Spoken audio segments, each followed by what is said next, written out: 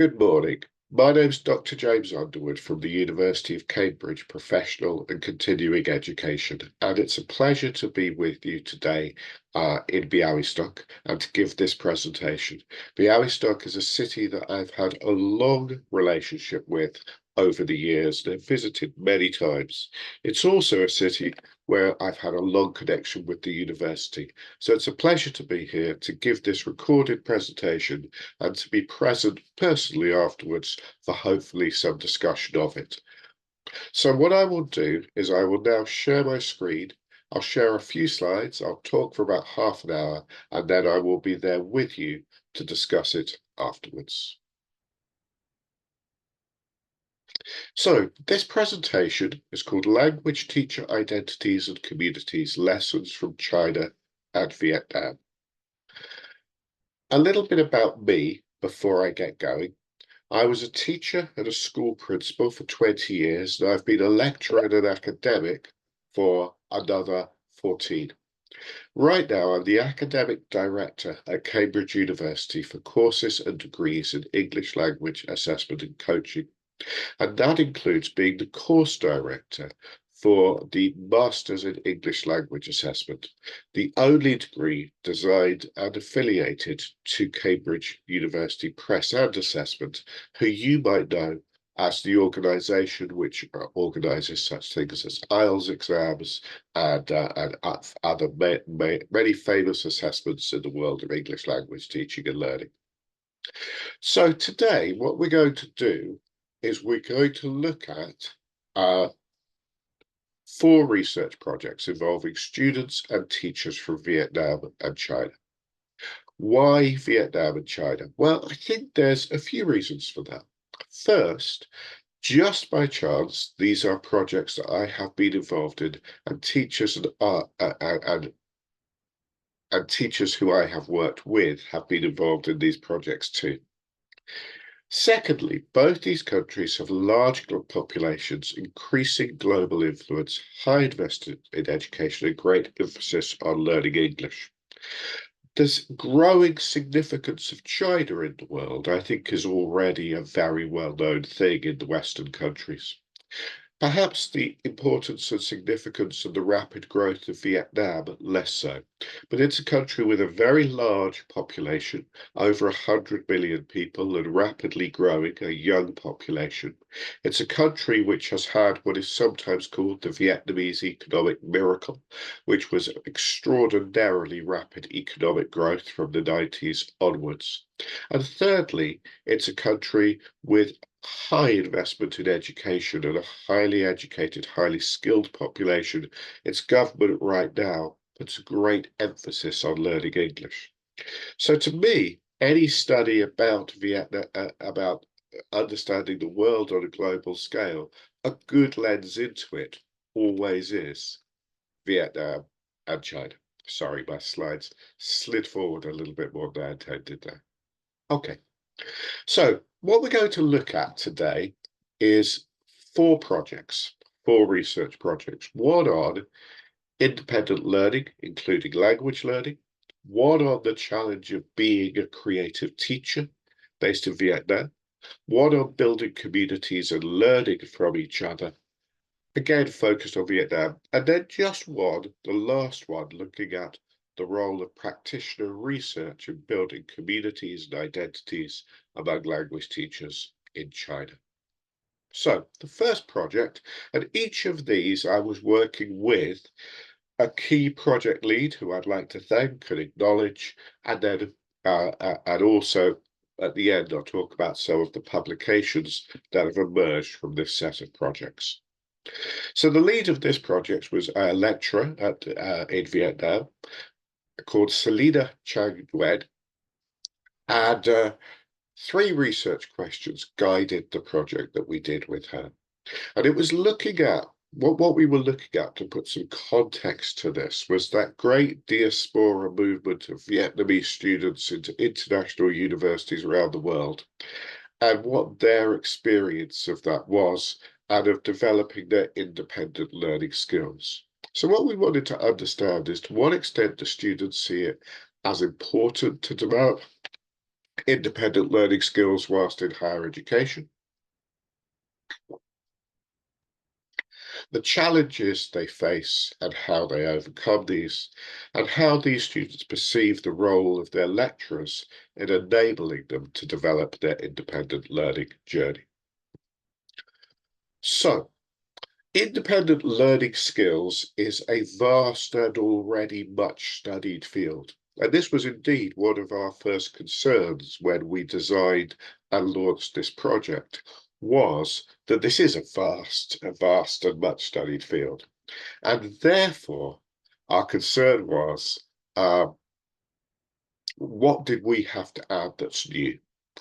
And I think what we had to add that's new is a distinct understanding that independent learning may have a different meaning in different national and cultural contexts. The vast majority of research into independent learning has taken place in the USA and to a lesser extent in Western Europe.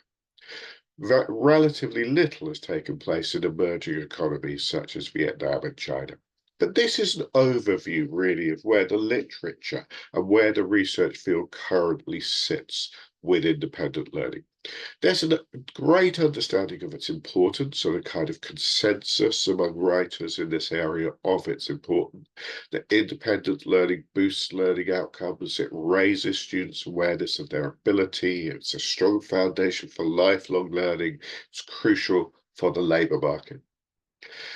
There's a strong understanding that there are internal factors that are fundamental to develop independent learning, and an optimistic perspective among many writers that these internal factors can be learned. These are cognitive skills, metacognitive skills, affective skills. So these are skills of learning, they are skills of emotional management and self-regulation. They are skills that go beyond just the practice of sitting down with a book and doing something yourself. How do some people do that successfully? Why do some people tend to struggle more? And then the last thing, and I think these raise big questions for us as professionals, is what kind of institution supports effective independent learning? And there's an inherent tension and problematization in that, because independent learning happens in your room, it happens on your laptop, it's a personal thing. So what is the environment that a university wants to create? What do its lecturers do to facilitate a personal experience? And these were the things that we were interested in finding out about in this particular study, within the specific context of that challenge that Vietnamese students have when they're traveling abroad to universities in Europe, universities in America and Canada to study, and perhaps they're entering a culture with a greater emphasis on independent learning. Though, as I'll discuss later, the Vietnamese culture does actually have quite a strong emphasis on independent learning, perhaps what it doesn't fully recognize all the time. So, what stops someone being an independent learner? We set some questionnaires out, basically. I'm summarizing all of this quite quickly. We asked, what's the thing which stops you learning effectively? Now, this is self-perception, this is self-reporting. But what students said, I actually have the cognitive skills, I have the study skills, as it were, those two contained within those first two bars. What stops me learning is either the external factors, the place I'm trying to be an independent learner at is not quite fitting my needs in some way, or the affective factors, the emotional aspect of being independent learning, the self-regulation, the skills of being able to get up and do it. So for some reason, these are the two things which our students acknowledged blocked them becoming independent learners. Now, it's worth saying, one of the things we felt about this study quite early on, these students had quite a strong tendency to self-criticism. So they would say, I'm very lazy, I don't learn well enough, I don't quite work hard enough. Actually, they were all getting exceptionally good grades. And we also know the attainment of Vietnamese students, specifically in European and Western universities, is extremely high. So this needs to be used with a little bit of caution. But it's interesting that they came here thinking they have the knowledge skills to study skills. What they don't have is the self-management and emotional skills to necessarily succeed as independent learners, and also external factors would tend to interrupt this process. So we also asked them, what does a supportive environment look like for them? Now, we based this on a piece of writing that had been done quite a few years earlier at the University of Cambridge, which gave this kind of, you can see it's, if you know Maslow, it's based on that. It's kind of inspired by that, by a writer called John McBeath, who is a professor there, and looked at what is a supportive environment for independent learning. And this is the priority that he gave. He said the key things that make a supportive environment are everywhere is going to have the physical environment and the time environment. That's just a given.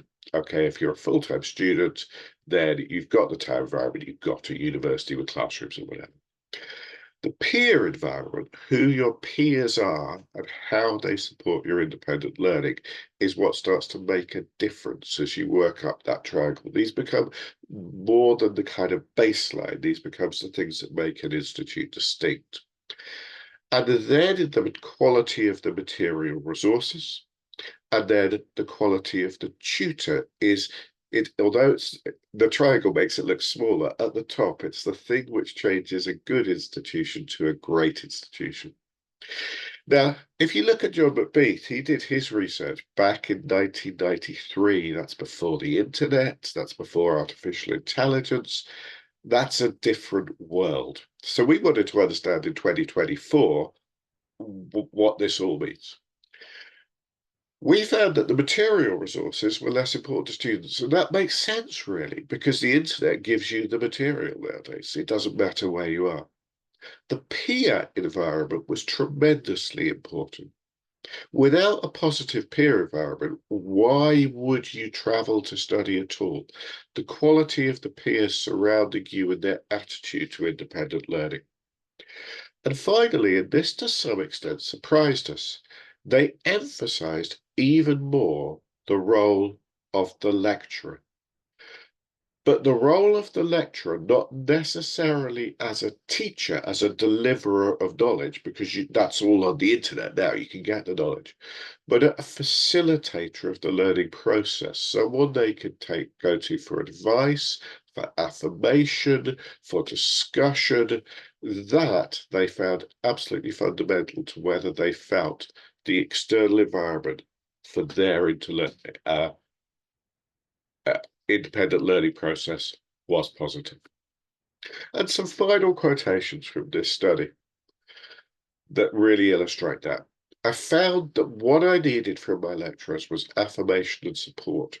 Really learning English, then learning English. That was something I did independently, and they taught some more. I just spent time in my room. I use a lot of vocabulary games. I listen to the radio, I listen to news, I go on podcasts, I use the internet, that world of materials that there is out there. Second one, what is a lecturer for when it's so easy to be self-didactic nowadays? So that's an interesting sort of reflective question. You've got Duolingo, you've got the world of learning at your fingertips. But there is something, it's not a negative answer. Well, I love my lecturers, they were really very skilled. It isn't that easy actually to be self-didactic, but it is possible if the lecturer is there in the background for you, helping you on. But I found that for me, real learning is a private, independent thing. Now, both these students were studying English in England. So they were studying English related, they'd studied English as their first degree in Vietnam, and then were transferring over to education-related degrees in England. But interestingly, they found that fundamental role for the lecturer still, even though, in a way, they recognized the growing importance of self-didactism. Okay, project 2, shorter one this one, but a nice one, an interesting one. There had been, this is working with a wonderful colleague, another university lecturer in Vietnam, Phung Duan, who I want to thank. And the study was guided by this research question. To what extent, in what ways does textbook use impact teaching and learning in higher education in Vietnam?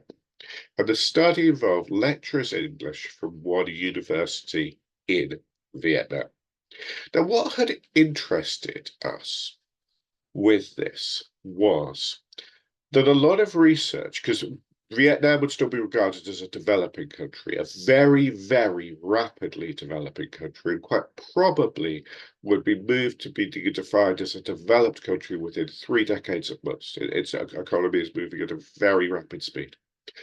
But it is still a developing country, and a lot of research into textbook usage in developing countries has seen teachers as quite obedient to the textbook.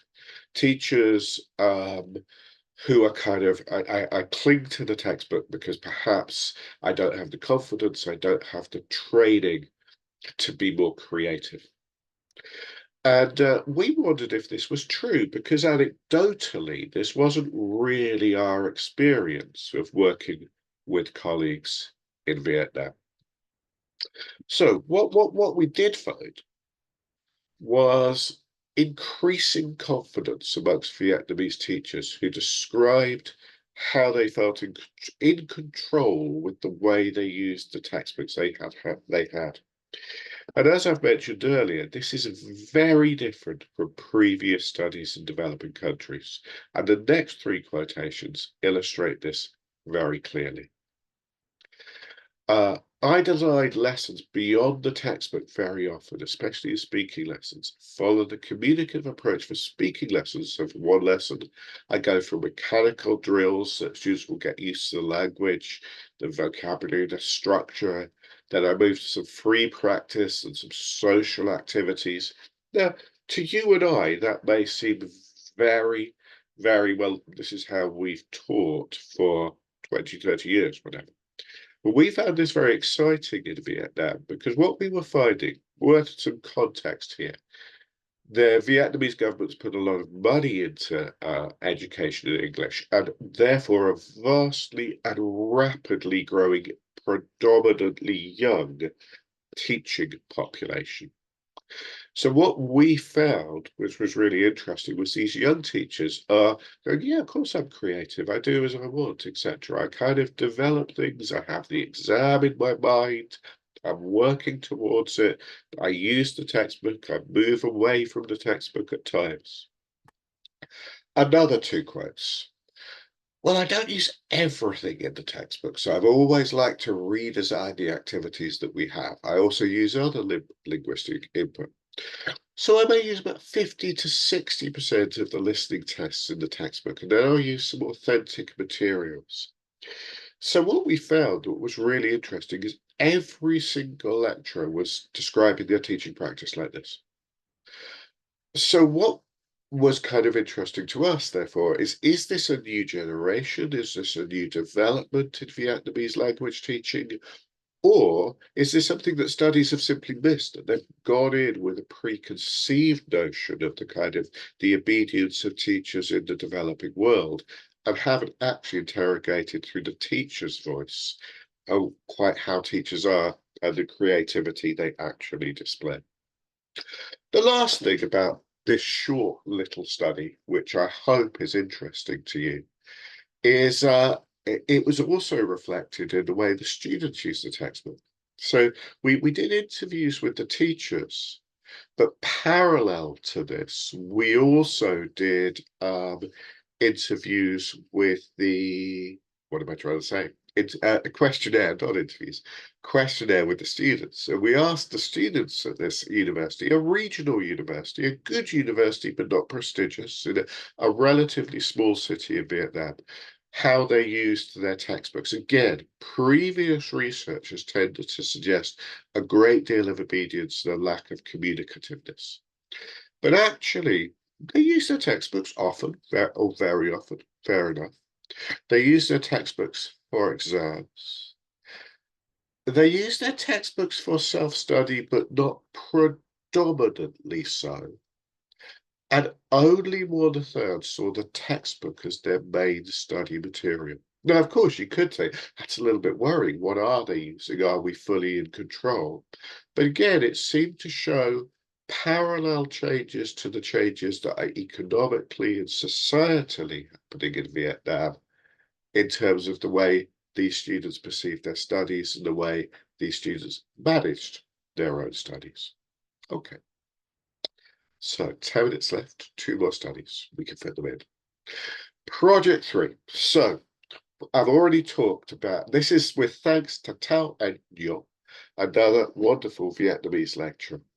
And we've already talked a little bit about the Vietnamese context, the growth in the English teaching population, a high profile and highly funded drive to rapidly improve the English level across the country. The goal is that every Vietnamese person, young person at 18 will be speaking English at B2, which is an extraordinarily high goal. There's very few countries in the world that have that as a language goal for any second language.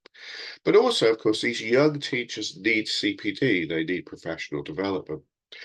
And how does this happen in a diverse country with some of the world's biggest and fastest growing cities, with rural areas, with things like this? Well, it's a highly connected country with high levels of engagement with online communities. We wondered how these worked with the teachers in Vietnam.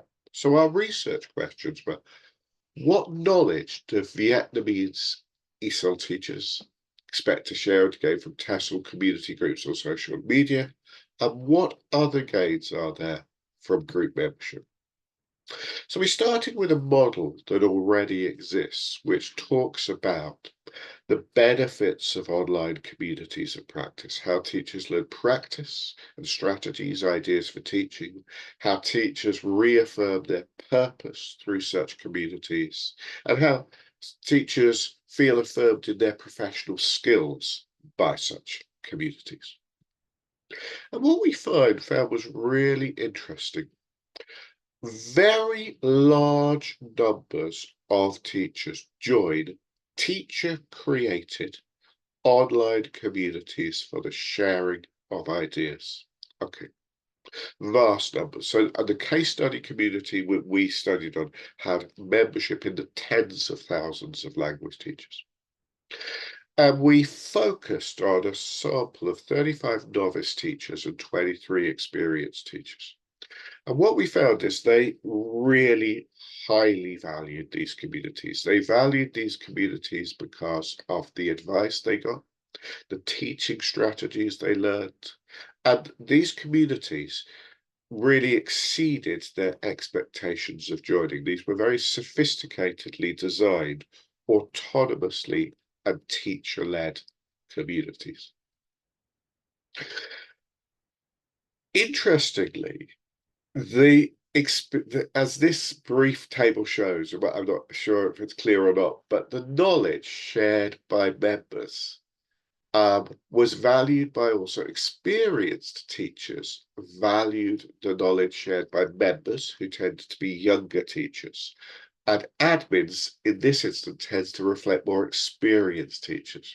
And what this shows simply is that experienced teachers appreciated that they had something of value to learn from this big influx of new teachers into the profession, and novice teachers felt they had something to learn from experienced teachers. So it was a very appreciative community, and a community with mutual acknowledgement of the gains they could get from each other. And then just a conclusion to this study. I think it's a very interesting conclusion, and it perhaps has implications for how language teaching and how language teaching communities might evolve in other countries in the future. This study examined how Vietnamese TEFL teachers use social media platforms. And we found vast numbers of them were identifying that the single strongest source of knowledge about teaching, what we might call teacher training, is coming from this community. And beyond that, mental health support and affirmation. Now, the interesting thing, therefore, of course, is as universities, as governments, this is beyond our control. This is teacher generated. So how do we work with these? What these teachers, we wouldn't ever want to lose this. So we can't say, no, we want to formalize all this. These communities are valued. But how do we as universities or organizations bring these communities in and work positively with them? Okay, the final project. And this is a project which is in its very early stages. And the question we were asking with this project is, in the similar and parallel in some ways context of China, where there have been enormous changes to the main English exam within the Gaokao, where it has the world's largest number of students taking international exams such as IELTS, and a young and rapidly growing English teaching community. Would practitioner research, teacher research, be a way of ensuring self-development and development on a national level within this context? And personally, this is where my whole academic career began, was in the world of practitioner research. There's a long heritage of this at Cambridge. Uh, the super program, the HeartScan program, famous names like David Frost and Donald McIntyre. And essentially, practitioner research is small scale, conducted in a teacher's own space, often criticised for the impact it can have, but collectively, of course, is on a vast scale and capable of bringing about, oh, there's a typo in there, bringing about significant change, and emphasises voice and is often linked to the parallel genre of student research, student voice research. So this is an early stage study. I'm going to present a few quotes. I think I won't even speak because I've spoken a lot for the last 2 minutes, and just put 3 quotes up on slides for you to look at and to consider where this project might go in the long term. So I'm just going to pause and leave that to be there for a minute.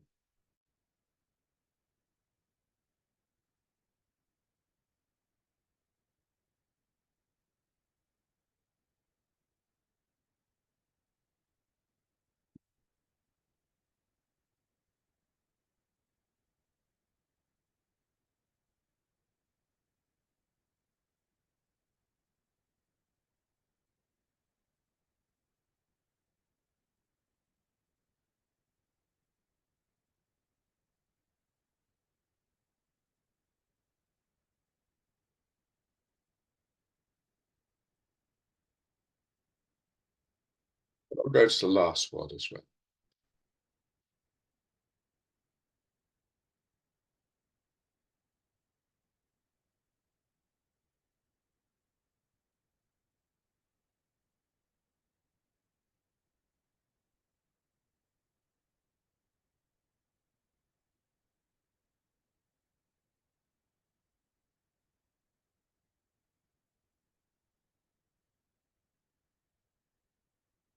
Okay, and I think what comes out of these quotations is enthusiasm for practitioner research. So enthusiasm that we've probably experienced ourselves when teachers are introduced to that concept, that I too can build an identity as a researcher, that researcher isn't something for these magical people in universities only to do, but that I can be a researcher myself.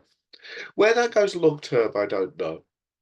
But when it's fused with some of those ideas presented in the first 3 of those presentations, the idea that we are now in a world of powerful self-didactism, but we need to create the right culture for that, and teachers can be self-didactic of their practice too. That we're seeing within these Asian tiger economies growing teacher creativity and teacher confidence in the second paper. That in these complex, rural, urban, diverse countries with these vast populations, far bigger than the populations of any European country or of most European countries, then the communities that are formed online, and where the practitioner research can be the final or not the final, an additional step or brick in that process. Okay, all of these projects have articles that are recently published or currently in process related to them. And do catch up on the ones that we've got up there, and do keep in touch with me. I think we're now moving on to questions and answers. It was lovely to share all that with you, and talk to you soon.